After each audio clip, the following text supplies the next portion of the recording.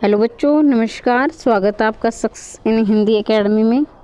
जैसा कि आपने थंबनेल में देखा कि हिंदी विषय का पेपर यहीं से बनने वाला है, केवीएस, टीजीटी, पीजीटी और हरियाणा स्क्रीन में। अब हो सकता है कि कुछ बच्चों को ये डाउट हो कि मैम क्या बता रही है, अपने व्यू के लिए बोल रही है, अपने सब्सक्राइब के लिए बोल रही है। लेकिन देखिए बेटा, अगर ये वीडियो आपने अंत तक देखी तो मैं ये तो नहीं कह सकती, अगर आप मेहनत करोगे, अगर आप ईमानदारी से, ये नहीं कि मेहनत किसी की भी वीडियो चाहे मैं हो बस वीडियो देखते रहे, अगर आप खुद से मेहनत करोगे, अपनी सेल्फ स्टडी करोगे, अपनी किताबों से पढ़ोगे और साथ के साथ वीडियो भी देख सकते हो, लेकिन हेल्प के लिए वीडियो देखनी है आपको, हेल्प के लिए। और मेरा ये कोर्स ले लो, मैं कह रही हूँ सिर्फ वीडियो देखने से, हालांकि मैं खुद वीडियो बनाती हूँ, लेकिन मेरा ये मानना है कि बेटा सिर्फ वीडियो देखने से आपका टेस्ट क्लियर नहीं होने वाला है। आप वीडियो भी देखिए हेल्प के लिए, फिर खुद भी पढ़िए उसको, तो क्या होगा कि आपको ये पता चल जाएगा कि आप कहाँ से कहाँ पर स्तर कर रहे हो, आपके कितना आपने सीखा है, कितना बाकी बचा है, कितनी तैयारी और करनी है, और बाकी जो बचे हमारे जितने भी 15 दिन है, 20 दिन है, जितने भी दिन बचते हैं, उन दिनों में हम कैसे रणनीति बनाएं, इस पर भी मैं वीडियो लेके आऊँगी। और थोड़ा सा जिक्र मैं यहाँ भी करूँगी, अब आपको क्या पढ़ना है, क्या छोड़ना है, कितना करना है, ठीक है। और अभी कुछ एक खबर मैं आपसे और शेयर कर देती हूँ बेटा। अभी जो एक वीडियो अभी बोल रहे हैं कि मेल कर रहे हैं बच्चे, क्योंकि जब केवीएस का भी उसी के आसपास ये हमारा जो रिटर्न, ये जो हमारा सीबीटी एग्ज़ाम है, फिर एनवीएस के बच्चों के भी इंटरव्यू है, तो कई तरह से ऐसे एग्ज़ाम हैं। तो देखिए बच्चे सोचते होंगे कि मैम जो है एग्ज़ाम तो पोस्टपोन्ड होगा, हमें जो है तैयारी के लिए भी ढीला नहीं पड़ना। हम जिस गति से तैयारी, पेपर अगर पोस्टपोन्ड होगा ना तो भी 10 दिन 15 दिन से ज़्यादा से ज़्यादा 10 दिन या 15 दिन लगा लीजिए, इससे ज़्यादा ये नहीं होगा। और उतने दिन तो आपके रिवीजन के लिए भी होने चाहिए। तो अभी से तैयारी में जुट जाओ, मेहनत करो और सफलता आपकी निश्चित होगी बेटा। और मैं ऐसी कामना करती हूँ कि इस बार आपका 2023 में सिलेक्शन श्योर हो, आपकी नौकरी पक्की हो। अब हम जिक्र करेंगे आपको क्या पढ़ना है। जैसे मैंने थंबनेल में लिखा, आपको दिखाई दे रहा है, केवीएस, टीजीटी, पीजीटी और हरियाणा टीजीटी पीजीटी में हिंदी विषय का पेपर यहीं से बनेगा।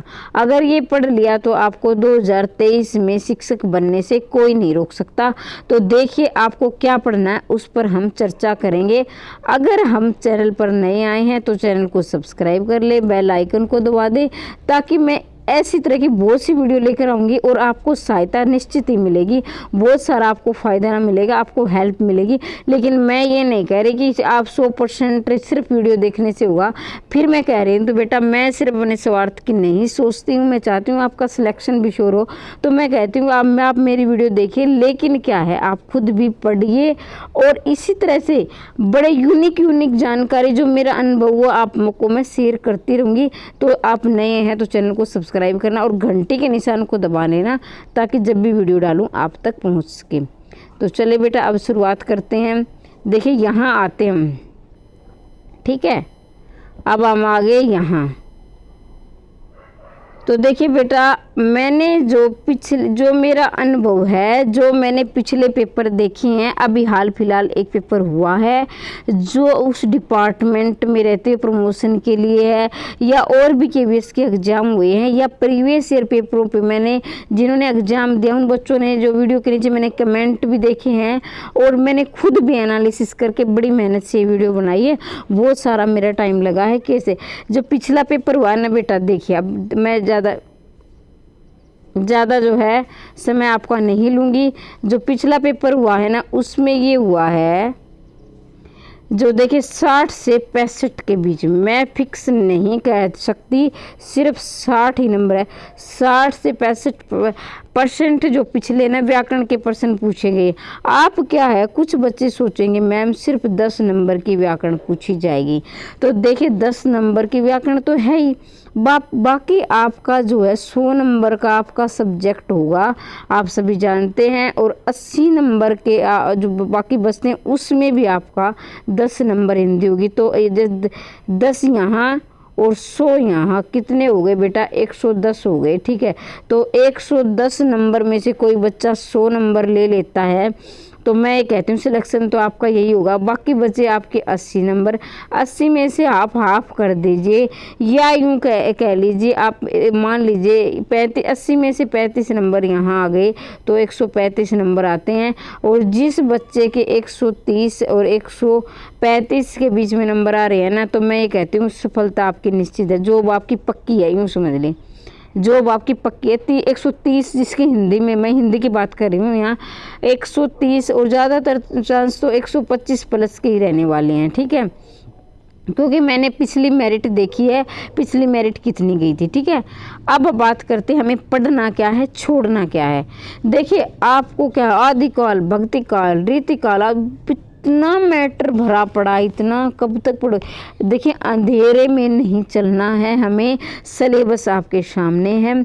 और एक बात थोड़ा टाइम और लूँगी बेटा, सिलेबस आपके सामने। कुछ बच्चे ऐसे हैं जो नए आए होंगे चैनल पर, उनको सस्पेंस होगा कि केवीएस का भी फॉर्म अप्लाई किया उन्होंने और हरियाणा स्क्रीनिंग का भी अप्लाई किया है, लेकिन उनको ये नहीं पता। बहुत से, मैं सबका नहीं कह रही हूँ बेटा, यहाँ बुरा मत मानना, लेकिन कुछ बच्चे ऐसे जिनको है ना, वो कहेंगे मैम केवीएस में क्या आएगा, हरियाणा में क्या आएगा। देखिए बेटा, हरियाणा और केवीएस में कितनी समानताएँ हैं, पाठ्यक्रम की बात हो रही है, यहाँ कितनी असमानताएं हैं, तो वो वीडियो मैंने बना रखी है, आप प्लेलिस्ट में जाकर उस वीडियो को देख सकते हो। अब क्या करना है, करना क्या, अब तो पेपर के लास्ट दिन रहते, हो सकता है कि इस वीडियो को हरियाणा स्क्रीनिंग वाला भी देख रहा हो और वो नहीं चाहता हो केवीएस में नौकरी, तो हरियाणा स्क्रीनिंग के लिए भी काफ़ी हेल्प हो जाए। जो भी हिंदी का एग्जाम दे रहा है अभी, उनके लिए बता रही हूँ मैं। देखिए बेटा, NCERT 11वीं 12वीं, ये मैं बात कर रही हूँ PGT की। ठीक है, PGT की बात कर रही हूँ बेटा। PGT में क्या है, आरो भाग 1 है, आरो भाग 2 है। ठीक है, PGT में क्या है बेटा, आरो भाग 1 है, आरो भाग 2 है, और वह 11वीं 12वीं का। ठीक है, ना समझ में आया। दूसरा क्या है, वितान है बेटा, भाग 1 भाग 2। ठीक है, तो ये तो फिर हमारी एक थर्ड बुक है, तीसरी बुक है अभिव्यक्ति माध्यम और जनसंचार की, दोनों की जो है कोर की बुक है, इलेक्टिव नहीं लेनी आपको, ये दोनों कंबाइन है, लेकिन यहाँ जो है ये कोर है, ये दोनों मिक्स है। तो अभिव्यक्ति माध्यम जनसंचार की बुक ये भी पढ़नी है आपने। कहाँ, कितनी बुक हो गई, 2 ये, 1 मिनट, 2 ये होती है, 2 ये 4 हो गई, 1 ये 5 बुक पढ़नी है टोटल। ये मैं PGT की बात करती हूँ। ठीक है, अब बाकी बचे TGT वाले। जो TGT वालों के लिए मैं बता रही हूँ, 6वीं से लेकर 10वीं तक की, 6वीं से लेकर 10वीं तक की आपको NCERT पढ़नी है। ठीक है, वो आपका सिलेबस है, आप चेक कर लीजिए कौन सा। और यहाँ मैं बता देती हूँ बेटा, देखिए KVS में है ना कितने, 17 वो है, कवि लेखक जो भी हैं, कवि हैं, कुछ पद्य के भाग है, कुछ 17। ठीक है, 17 कितने हो गए, 34। ये मैंने आरो की बात करी है बेटा, आरो की, यहाँ आरो की फिर बता रही हूँ, आरो की बात करती है 17। लेकिन बेटा हरियाणा स्क्रीनिंग की बात करती हूँ, उसमें कुछ नहीं काटा गया, दोनों में 20-20 यहाँ हरियाणा स्क्रीनिंग में आपके 40 रहने वाले हैं। ठीक है, फिर देखिए कवियों का जीवन परिचय। कवियों का जीवन परिचय जो NCERT में दिया गया है, सभी कवि हो चाहे लेखक हो, या मैंने गलती से कवि लिख दिया है, कवि होता है जो कविता करता है, लेखक होता है जो गद्य पद्य सब कुछ लिखता है। तो लेखक का जीवन परिचय लिखो NCERT के। ठीक है, मतलब वो याद करनी है, चाहे आरो का हो, चाहे वितान का हो, कहीं का हो। ठीक है, तो ये TGT के लिए भी है, PGT के लिए भी। फिर बता देती हूँ, दोनों के लिए है, हरियाणा वालों के लिए भी है और सभी के लिए। फिर उनके सम्मान, भाई उनके पुरस्कार है, साहित्य अकादमी है, ज्ञानपीठ पुरस्कार है, सलाह का सम्मान है, लोहिया सम्मान है, पहल सम्मान है। और अगर आप चाहते हो कि मैडम ये पूरा सिलेबस करवा दीजिए, तो मैं पूरा सिलेबस करवाऊँगी, पढ़ी, और ना किसी प्रकार का कोई चार्ज नहीं, बिल्कुल फ्री करवाऊंगी बेटा। अगर आप चाहते हो नहीं मैम हमारी तैयारी करवा, आप ही करवा दीजिए और ये सारे टॉपिक करवा दीजिए, तो मैं सारे टॉपिक जरूर करवाऊंगी। विशेषकर वो सम्मान विशेषकर वो रचनाएं बेटा, जो विशेषकर वो रचनाएं जिन पर आपको, उनको जो लेखकों को क्या है, सम्मान मिला है। जो रचनाएं मतलब करनी तो सारी ही है, छोड़ना कुछ भी नहीं आपने, लेकिन विशेषकर, मैंने क्या बोला है, विशेषकर। तो आपको क्या है, फोकस क्या करना है, ध्यान क्या देना है कि जिन रचनाओं पर आपको, उनको माफ़ कीजिए, जिन रचनाओं पर लेखकों को सम्मान मिला है, तो वो अपने आप में महत्वपूर्ण रहने वाली है। जिनको सम्मान, वो जरूर याद कर लें, उनको तो एक को भी नहीं छोड़ना है। फिर है पद्यांश। यहाँ आते हैं पद्यांश से, जैसे बादल राग है, उषा है, ये कविताएं, उनका भी सरलार्थ देंगे। फिर जितने भी इनके कथन है, किसने क्या बोला है, निराला के हैं, सुमित्रानंदन पंत के हैं, तो उनके फिर है कहानियों के, नाटकों के, उपन्यासों के, सभी के पात्र याद कर लीजिए। अब देखिए एक वंशीधर का पात्र है, तो वो है ना बहुत सी मेरे ख्याल से 2 या 3 रचनाओं में ऐसा आया हुआ है पात्र, तो आप पजल हो जाओगे। तो बारीकी क्या है, देख मैं ये नहीं कि पूरा पाठ पढ़ो, अब आपके पास इतना टाइम नहीं है, लेकिन आपको क्या है शॉर्ट में पढ़ लें उसे, ठीक है, उसका सारांश दिया है वो पढ़ लें। अगर आप चाहते हैं मैम आप ही करवा देते, मैं शॉर्ट में आपके सारे सारांश करवाऊंगी। एक वीडियो में पात्र की भी लेके आऊँगी, उनके सम्मान की लेके आऊँगी, और अभिव्यक्ति और माध्यम की बेटा मैंने वीडियो डाल रखी है प्रीवियस ईयर पेपरों की, वो भी आप जाकर देख सकते हैं।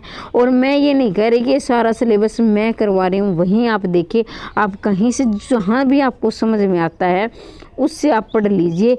लेकिन ये मेरा अनुभव है, अगर आपने ये सारा सिलेबस कर लिया, ईमानदारी से बोल रही हूँ, अगर ईमानदारी से पढ़ा है, जैसे नहीं कि एक बार पढ़ लिया पीछे का भूलते जा रहे हो, आगे पढ़ते जा रहे हो, ऐसा अगर इतना सिलेबस आपने कर लिया तो वैकेंसी है ना, अब की बार KVS की ज़्यादा वैकेंसी आई है, बाकी सालों के अपेक्षा ये आप भी जानते हैं, आपकी सफलता निश्चित है, नौकरी आपकी पक्की है। तो ये वीडियो आप ज़रूर देखें, देखें ही नहीं, इसको समझें और इसकी तैयारी भी करें। और जो भी आपका दोस्त है उसको ये वीडियो ज़रूर शेयर कर दें। अभी जाना नहीं है, थोड़ी देर रुक जाना है। मैं एक बार फिर से कह रही हूँ बेटा, ये सिर्फ KVS के लिए नहीं है, KVS के लिए तो है ही है, ये TGT PGT के साथ ही हरियाणा वाले जो हरियाणा का स्क्रीनिंग का पेपर दे रहा उनके लिए भी है।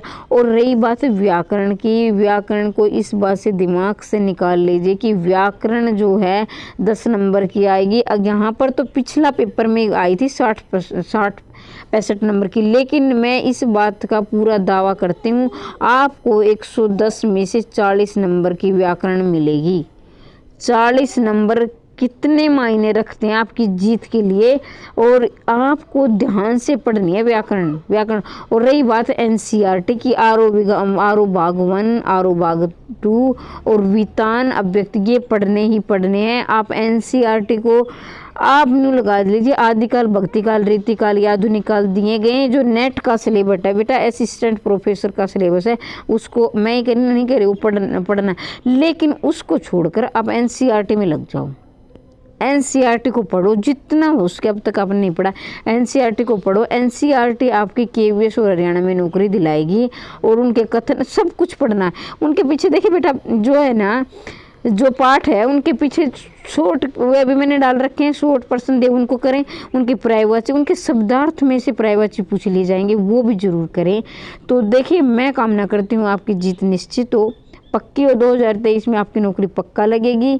और मेहनत करिए, पढ़ते रहिए, आगे बढ़ते रहिए, मुस्कुराते रहिए, और इस वीडियो को ज़्यादा से ज़्यादा शेयर कर दें। हाँ, चैनल को सब्सक्राइब अवश्य करते जाना, क्योंकि चैनल को सब्सक्राइब करते जाओगे तो मैं इसी तरह से की जानकारी आपके लिए दिन प्रतिदिन लाती रहूँगी, और आपको जो है सफलता मिलती रहेगी, हेल्प मिलेगी, सहायता मिलेगी, और आपकी एक दिन सफलता निश्चित होगी। ये मेरा वादा है आपसे। और वीडियो देखने के लिए धन्यवाद बेटा।